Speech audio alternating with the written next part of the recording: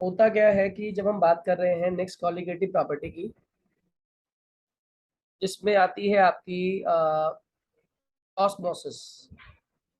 अब सबसे पहले तो प्रॉपर्टी का नाम है ऑस्मोटिक प्रेशर, और ऑस्मोटिक प्रेशर में आपको समझने की जरूरत है ऑस्मोसिस। क्या होता है ऑस्मोसिस? ऑस्मोसिस मूवमेंट है किसकी? सॉल्वेंट की। कहाँ से? From a region of low concentration to a region of high concentration. यानी कहाँ से कहाँ मूव हो रहा है सॉल्वेंट, जो है कहाँ से कहाँ मूव कर रहा है? जल्दी बोलो,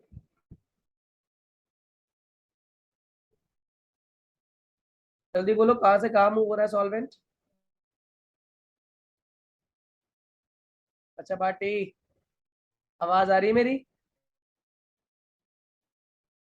Yes, sir. low concentration to high concentration. हाँ, और किसके थ्रू हो रहा है? Through semi permeable membrane. हाँ या ना? किसके थ्रू मूव कर रहा है Yes. वो? सेमी परमिएबल मेम्ब्रेन Semi के थ्रू permeable. मूव भी कर रहा है। ठीक है, इसी को हम लोग क्या नाम देते हैं? Through SPM. इसी का नाम है ऑस्मोसिस। क्या नाम है इसका? ऑस्मोसिस। और इसी ऑस्मोसिस को समझने का तरीका क्या होता है? आपने एक कंटेनर ले लिया जिसमें दो तरफ पिस्टन लगी हुई है, पिस्टन। बीच में क्या लगी हुई है? Semi permeable membrane. ठीक है, अब यहाँ पे आपने क्या ले लिया? एक तरफ सॉल्वेंट ले लिया, और एक तरफ क्या ले लिया आपने? सॉल्वेंट प्लस सॉल्यूट ले लिया। क्या ले लिया है? Solvent plus solute. अब ऑब्वियस ही बात है, सॉल्वेंट प्लस सॉल्यूट क्या रिप्रेजेंट कर रहा है? High concentration. और ये क्या रिप्रेजेंट कर रहा है? Low concentration. तो होता क्या है जनरली, जो आपके सॉल्वेंट के पार्टिकल्स हैं वो लो कंसंट्रेशन से हाई कंसंट्रेशन की तरफ मूव करते हैं। क्या बोला मैंने? जनरली क्या होता है, सॉल्वेंट के पार्टिकल्स लो कंसंट्रेशन से हाई कंसंट्रेशन की तरफ मूव करते हैं, वो भी किसके थ्रू? Through SPM. हाँ है ना? तो इसको हम लोग बोलते हैं ऑस्मोसिस। और यही प्रोसेस, इसको अगर हम चाहते हैं कि ये रुक जाए, तो हम क्या करते हैं? इस प्रोसेस में इस साइड पे प्रेशर लगाते हैं। मान लो पाई यहाँ पे क्या है? प्रेशर है। ये कौन सा प्रेशर है? ये ऑस्मोटिक प्रेशर। तो जब मैंने इस पर पाई अप्लाई किया तो क्या हुआ कि पाई लगाने पे जो ये सॉल्वेंट हाई कंसंट्रेशन में भी था, इसने लो कंसंट्रेशन से आने वाले सॉल्वेंट का रास्ता रोकना शुरू कर दिया। तो हमने क्या लिख दिया? On applying high pressure. क्या लगाया मैंने? हाई प्रेशर लगा दिया। The solvent from region of high concentration stops the flow. क्या कर दिया? Stop the flow of solvent from low concentration. यानी इन दोनों के बीच में क्या मेंटेन हो गया है? एक इक्विलिब्रियम मेंटेन हो गया है, जिसकी वजह से क्या होगा कि अब सॉल्वेंट का नेट फ्लो होना बंद हो जाएगा। ऐसी कंडीशन में जो ये प्रेशर लगा हुआ है, इसको हम लोग क्या नाम देते हैं? Osmotic pressure. कौन सा प्रेशर है ये? Osmotic pressure. अब आपने क्या किया, यहां पर एक और प्रेशर लगाया P, और P जो है वो बड़ा है किससे? ऑस्मोटिक प्रेशर से भी बड़ा है। तो पता है क्या होगा? अब जो ये सॉल्वेंट के मॉलिक्यूल हैं हाई कंसंट्रेशन से पार करते हुए कहाँ पहुंच जाएंगे? लो कंसंट्रेशन की तरफ पहुंचना शुरू कर देंगे। तो रिवर्स ऑस्मोसिस कहते हैं इस कंडीशन को। और कब होती है? When pressure greater than osmotic pressure is applied on high concentration solution, then solvent will flow from region of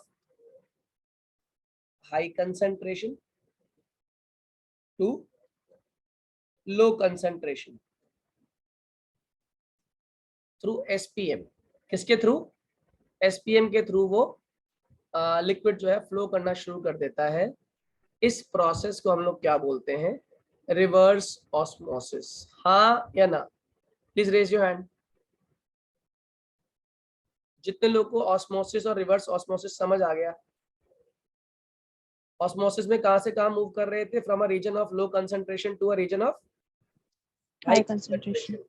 वो भी किसके थ्रू? सेमी परमेबल मेम्ब्रेन के थ्रू। अब मैंने क्या किया? मैंने प्रेशर लगाया थोड़ा ज्यादा, और कहां पर लगाया? मैंने लगाया ये pressure on the side of high concentration. तो हुआ क्या कि जैसे ही मेरा प्रेशर ऑस्मोटिक से ज्यादा हुआ, जो सॉल्वेंट का मूवमेंट था वो अब कहां से होना शुरू हो गया? From a region of high concentration to a region of low concentration. वो भी किसके थ्रू? किसके through? Semi permeable membrane. Am I clear to all? Yes sir. हाँ या ना? तो यहाँ से एक फॉर्मूला निकल के आता है, आप लोग को आना भी चाहिए, और ये हमारी चौथी कॉलिगेटिव प्रॉपर्टी भी है। फॉर्मूला है pi is equal to C R T. क्या फॉर्मूला है? Pi is equal to C R T, जहाँ पे पाई क्या होता है? पाई होता है ऑस्मोटिक प्रेशर। क्या बोला? What is pi? Quickly. Osmotic pressure. Osmotic pressure, ये हमारा osmotic pressure. What is C? C क्या होता है? Concentration. Concentration. What is the formula of concentration? Number of moles of solute upon volume of solution in liter. हाँ या ना? जल्दी। Yes sir. तो इसको लिख देते हैं हम लोग N अपॉन V। साथ में R आ गया, साथ में T आ गया। अब यहाँ पे ना दो तीन चीजें ध्यान रखनी है। वो बोलेगा सॉल्यूशन कैसी है? आइसोटोनिक सॉल्यूशन है। आइसोटोनिक क्या होती है? जिसकी कंसंट्रेशन सेम होती है। कौन सी सॉल्यूशंस आइसोटोनिक होती हैं? जिनकी कंसंट्रेशन क्या हो? सेम। अगर कंसंट्रेशन सेम है तो ऑस्मोटिक प्रेशर भी कैसा होगा? सेम होगा। क्या मेरी बात समझ आ रही है? What is isotonic solution? जिनकी कंसंट्रेशन सेम हो। हाँ। अब कंसंट्रेशन के बेसिस पे तीन तरह की सॉल्यूशन होती है। एक होती है हाइपरटोनिक, एक होती है हाइपोटोनिक, और एक होती है आइसोटोनिक। क्या बोला मैंने? कौन कौन सी है? हाइपोटोनिक, हाइपरटोनिक और आइसोटोनिक। बिल्कुल सही है। अब क्या होती है हाइपरटोनिक? जल्दी बोलो। जिसमें कंसंट्रेशन ऑफ सॉल्यूट ज्यादा हो आउटर सेल से। कंसंट्रेशन ऑफ सॉल्यूट ग्रेटर हो किससे? आउटर सॉल्यूशन से। ये कहना चाह रहे हो? जल्दी बोलिए। Yes sir. कोई एग्जांपल दे सकती हो?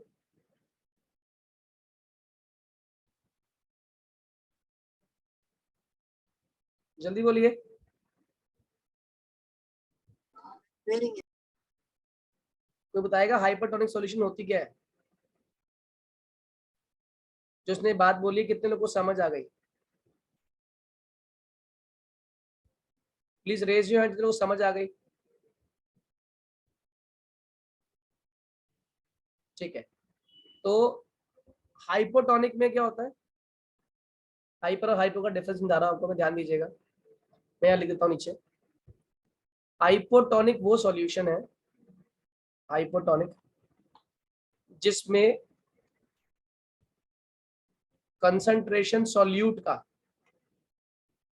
ज्यादा होता है। किसके inside? Inside the cell, then outside. जो आपने बताया था ना डेफिनेशन अभी, वो हाइपो की बोली है आपने। और हाइपर में क्या हो रहा है, जिसमें concentration of solute is greater outside the cell than inside, यानी अंदर से ज्यादा बाहर कंसंट्रेशन किस केस में होती है, हाइपरटोनिक में, और हाइपोटोनिक में क्या होती है, अंदर ज्यादा और बाहर कम। हाँ या ना, जल्दी बोलिए। Yes, sir. हाइपो में इनसाइड वाला ज्यादा है आउटसाइड वाले से, और हाइपर में क्या होता है, आउटसाइड Outside वाला ज्यादा है. इससे इनसाइड वाले से। तो एक बात हमेशा याद रखना बच्चों, और आइसोटोनिक में क्या होता है, आउटसाइड और इनसाइड क्या होता है, इक्वल होता है। क्या होता है, इक्वल। इसमें आइसोटोनिक में। तो हमने एक बात ध्यान रखनी है, हमेशा मूवमेंट कहां से होगी, movement will be from region of low concentration to higher concentration. To region of high concentration. याद रखिएगा, कहां से कहां मूवमेंट होने वाली है, from a region of low concentration to a region of high concentration. हाँ या ना, जल्दी बोलो। Yes, sir. अब ध्यान दीजिएगा, Yes. अगर ये समझ आ गई बात तो। एक क्वेश्चन बोल रहा हूँ, बताइए क्या होगा। कह रहा क्या होगा अगर हमने ब्लड सेल्स को प्लेस कर दिया इन वाटर, और कह दिया आपको मैंने कि ये हाइपोटोनिक सॉल्यूशन है। यानी क्या कंडीशन है हाइपोटोनिक की, जल्दी बोलो, क्या कंडीशन है हाइपोटोनिक की, अंदर की कंसंट्रेशन ज्यादा और बाहर की कंसंट्रेशन कम. कम। कहां से कहां लिक्विड मूव करेगा, जल्दी बोलो, लिक्विड कहां से कहां मूव करेगा, Lower concentration to higher concentration.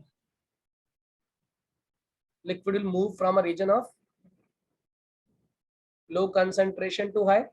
यानी बताओ क्या होने वाला है, सेल को क्या होगा, सेल पतला हो जाएगा, मोटा हो जाएगा, क्या हो जाएगा, श्रिंक। अच्छा स्वेल नहीं हो जाएगा, सॉरी Yes, स्वेल, sir. उल्टा सोच। और बर्स्ट भी हो सकता है। ये क्या हो सकता है, बर्स्ट भी हो सकता है। और अगर मान लो यहाँ पर वो लिख देता कि ये जो वाटर है ये हाइपरटोनिक सॉल्यूशन है, तो क्या होता, तो shrink हो जाता. Shrink हो जाता. कितने लोगों को बात समझ आ गई,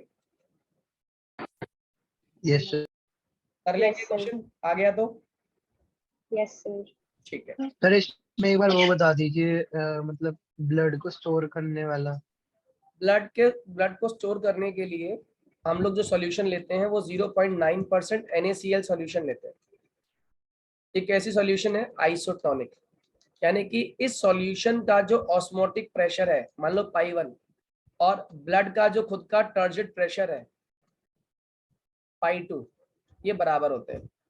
यानी कहीं ना कहीं ब्लड के अंदर भी जो कंसंट्रेशन है वो 0.9% NaCl के बराबर ही है। जितनी कंसंट्रेशन 0.9% NaCl सॉल्यूशन की होती है, उतनी ही कंसंट्रेशन ब्लड की भी है। क्या मेरी बात क्लियर है? तो बताओ क्या इस केस में कोई साइज में वेरिएशन होगा? No sir.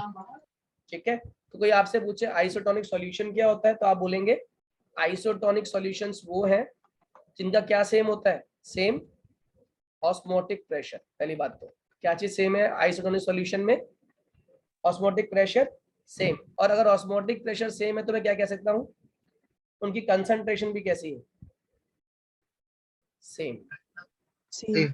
ठीक है, और अगर कंसंट्रेशन सेम है तो ऑब्वियसली बात है उनके नंबर ऑफ पार्टिकल्स भी क्या होंगे, Same.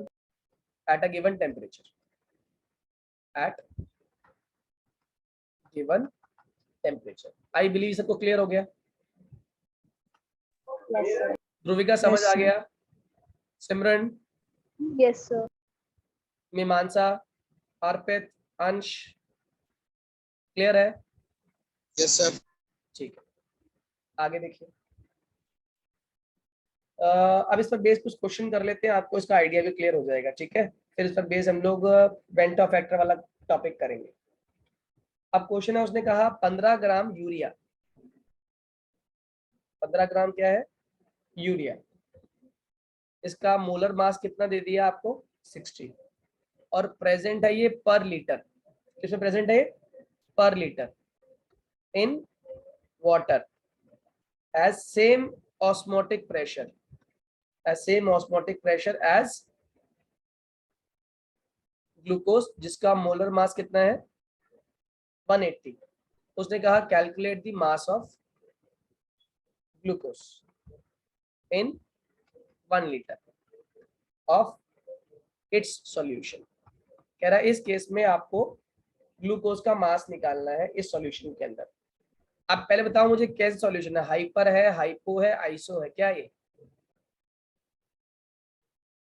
Isotonic. आइसोटोनिक। कैसे पहचाना आइसोटोनिक है ये? सर सेम ऑस्मोटिक प्रेशर लगा है। बहुत बढ़िया, बहुत बढ़िया। इसने बोल दिया ऑस्मोटिक प्रेशर सेम है, इसका मतलब लिख दूं pi 1 is equal to pi 2। Yes, sir. Pi 1 किसका है, यूरिया का, और पाई 2 किसका है, ग्लूकोज का। यहाँ लिखता हूँ, ये यूरिया का है, ये किसका है, ग्लूकोज का। अच्छा, पाई का फॉर्मूला क्या होता है, C1RT। पाई 2 कितना हो जाएगा, C2RT। C1 क्या होता है, N1/VRT। C2 क्या हो गया, N2/VRT। V से V गया क्योंकि 1 लीटर है, R से R गया, T से T गया, हाँ या ना?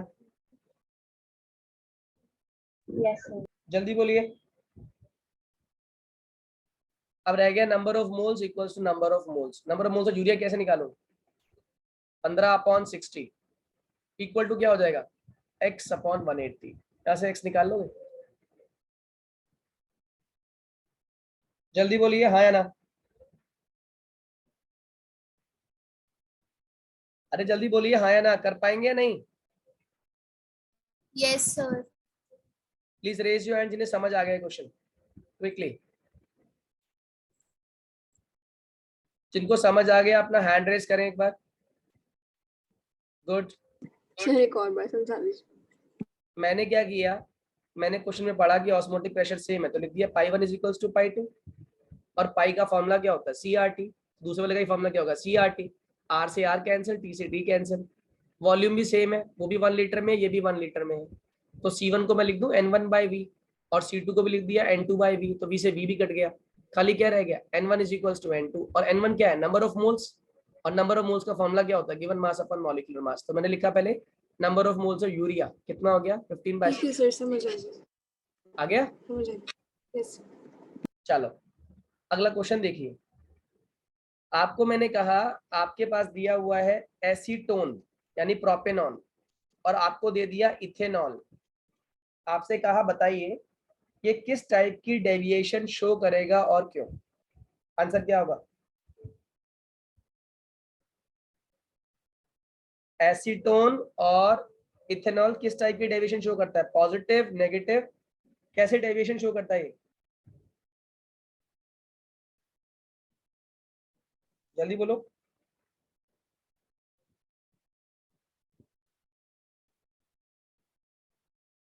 अरे बोलो भाई,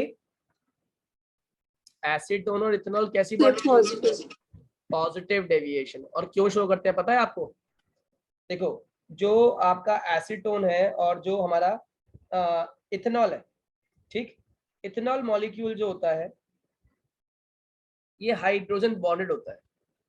इथेनॉल मॉलिक्यूल ने क्या फॉर्म की होती है, हाइड्रोजन बॉन्डेड होता है।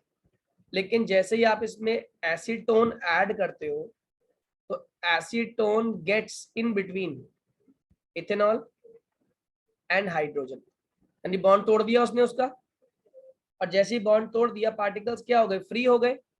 और अगर पार्टिकल्स फ्री हो गए तो कैसी डेविएशन है, जल्दी बताइए। अगर पार्टिकल्स फ्री हो गए तो कैसी डेविएशन आ गई, पॉजिटिव डेविएशन, सारे के सारे पार्टिकल्स एस्केप कर जाएंगे, हाँ या ना, जल्दी यस बोलो। सर। चलो यस सर। एक क्वेश्चन बता रहा हूँ करके बताइएगा। उसने कहा आपको ग्लूकोज दिया हुआ जिसका मोलर मास कितना है 180, इसके ऊपर लेबल क्या कर दिया आपने, 10% बाय मास। ओके, उसने कहा what would be the molality small m and molarity of solution. आपको दे दिया डेंसिटी कितनी है 1.2 ग्राम पर ml। क्या है इसकी density 1.2 gram per ml। Am I clear to all? Yes, sir. अगर डेंसिटी 1.2 ग्राम पर ml है ना बच्चों, तो इस क्वेश्चन को सॉल्व कैसे करना है आपसे पूछा गया। उसने कहा what would be the molality and molarity. बहुत ही आसान क्वेश्चन है, मैंने आपको सिखाया था। जो गिवन मास है ना, चाहे वो परसेंटेज में क्यों ना दिया, उसे गिवन मास मान लेना। तो बताओ गिवन मास कितना है ग्लूकोज का 10 ग्राम, हाँ या ना? Yes, sir. इसका मॉलिक्यूलर मास कितना है 180। तो पहले मैं क्या निकाल लूं, number of moles of glucose कितना हो गया 10/180। फिर मैं निकाल लेता हूं इसमें स्मॉल m। स्मॉल m क्या होता है मोलालिटी। फॉर्मूला क्या होता है number of moles of solute upon weight of solvent, वो भी किसमें इन KG.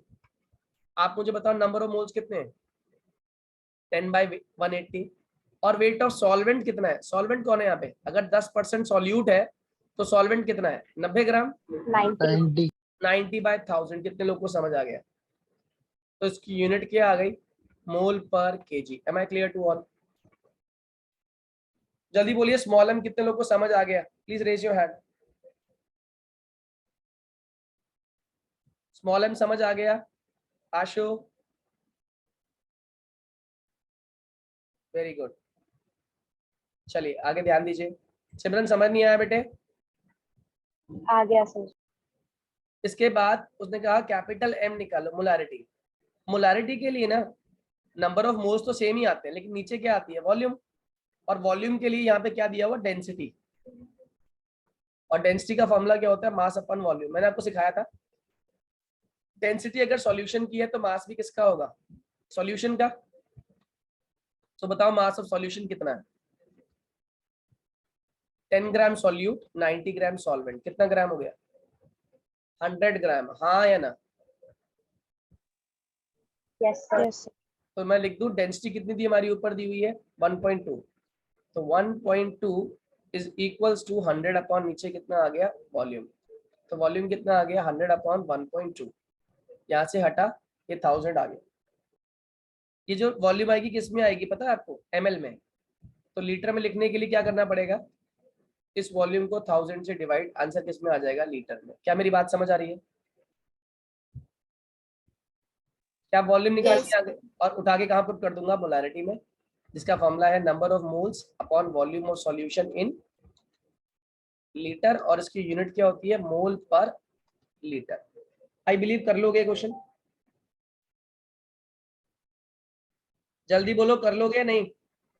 Yes sir. Yes, sir. ठीक है जी, आगे आ जाओ। अब ये बताओ ये क्वेश्चन कर पाओगे? उसने कहा calculate molarity of 9.8% weight by weight solution of H2SO4 if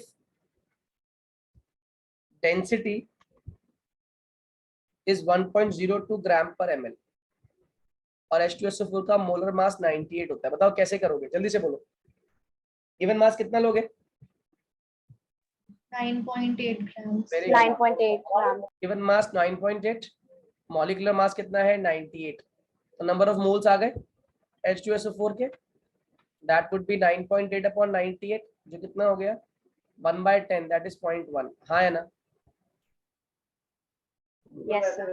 okay अब उसने बोल दिया आपको डेंसिटी दी हुई है, आपसे निकालने के लिए क्या कहा कैपिटल M। तो डेंसिटी का इस्तेमाल क्या करोगे, density is equals to mass upon volume. Mass कितना लूंगा मैं, जल्दी बोलो। 100 मास समझ आ गया सभी को? डेंसिटी कितनी 1.02, यहाँ से क्या निकल के आ गई आपकी वॉल्यूम निकल के आ गई, जल्दी बोलो। वॉल्यूम लेकिन किस में आई है निकल के ml में. ml में। 1000 से डिवाइड करूंगा क्या निकल के आ जाएगा लीटर में, आंसर आ जाएगा। उठा के पुट कर दूंगा मोलारिटी आ गई। Am I clear to all? Yes, sir. चलो एक क्वेश्चन का जवाब देना।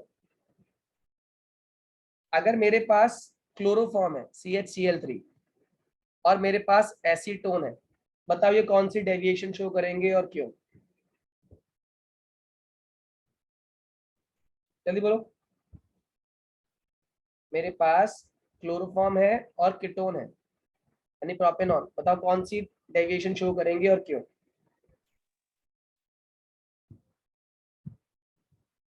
एसीटोन और क्लोरोफॉर्म में कौन सी डेविएशन होगी? नेगेटिव से। Negative deviation. ठीक है, ये कौन सी डेविएशन शो करेंगे? Negative deviation. और इसके अंदर आप लिख कर आओगे ये इस रिएक्शन की डेल्टा एच क्या होती है? नेगेटिव, क्योंकि ये कैसी Negative. प्रोसेस होती है? एक्सोथर्मिक प्रोसेस है। समझ आ गई बात? जल्दी बोलो। Yes, sir. अच्छा, एक टर्म सुनी थी हम लोगों ने, एंटी फ्रीज, याद है? Yes, sir. Yes, sir. क्या करता है Yes, anti sir. Freeze? Which Sir, lowers down Sir, avoid freezing.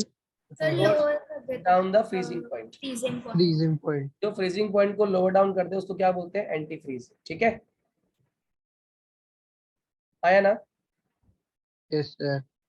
Yes, sir.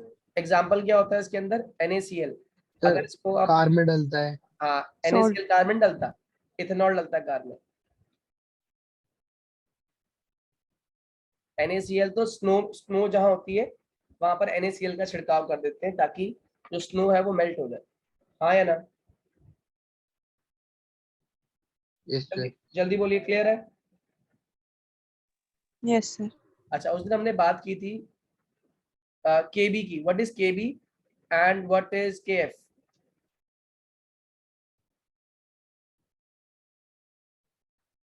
जल्दी बोलो। अरे मोलर एलिवेशन कांस्टेंट भूल गए क्या? मोलर एलिवेशन कांस्टेंट और molar freezing depression constant. Depression constant इसको क्या बोलते हैं हम लोग? इबुलियोस्कोपिक कांस्टेंट। और इसे क्या बोलते हैं? Cryoscopic constant. याद आया? भूल गए? ये किसके इक्वल होता है? जल्दी बोलो, इबुलियोस्कोपिक किसके इक्वल है? Equal to elevation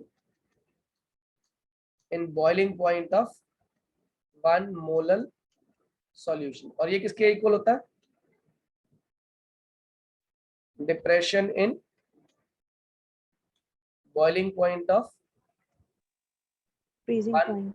molar solution, sorry freezing point, boiling point कह रहा हूं, freezing point of 1 molar solution. Am I clear to all? Yes, जल्दी sir. बोलिए। Yes, sir. ठीक है, अब एक टर्म आती है इसमें, वेंटॉ फैक्टर। ये क्या होता है van't Hoff factor? Van't Hoff factor abnormal molecular mass को एक्सप्लेन करता है। किसे एक्सप्लेन करता है? एबनॉर्मल मॉलिक्यूलर मास को। वेंटॉ फैक्टर आई से हम रिप्रेजेंट करते हैं और इसका फॉर्मूला क्या होता है? अगर हम बात करें कॉलिगेटिव प्रॉपर्टी की टर्म में तो ये होता है ऑब्जर्व्ड कॉलिगेटिव प्रॉपर्टी अपॉन, नीचे क्या आता है? Observed upon calculated colligative property. हाँ या ना? पहला फॉर्मूला। अब बताओ in terms of molecular mass क्या होता है? What is the formula of I in terms of molar mass? Calculated molar mass और upon observed molar mass. Normal और एबनॉर्मल कौन सा होता है इसमें? चलो बताओ, नॉर्मल और एबनॉर्मल टर्म में बताओ जरा फटाफट। कहाँ आता है नॉर्मल और कहाँ पर आता है abnormal? Normal upon observed. Normal upon normal abnormal. Upon abnormal. Normal molar mass वो कैसे निकालते हैं?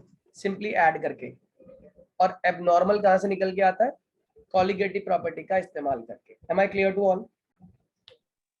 जैसे एक क्वेश्चन Yes, कराता हूँ, एक क्वेश्चन कराता हूँ आपको। उसने कहा आपके पास CCl3COOH है और कितना सॉल्यूशन है? 1 मोलर सॉल्यूशन है। ओके, इसको आपने हीट कर दिया at its boiling point.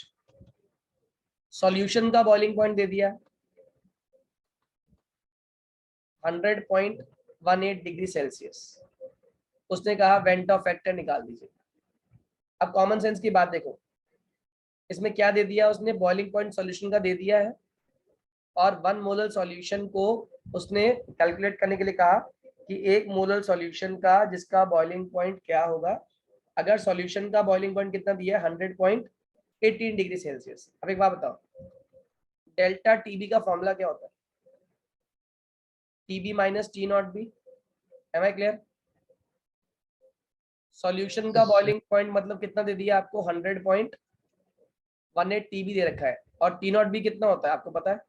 100 degree Celsius पे पानी बॉईल हो जाता है, प्योर वाटर का बॉइलिंग पॉइंट। तो डेल्टा टीबी कितना निकल के आ गया?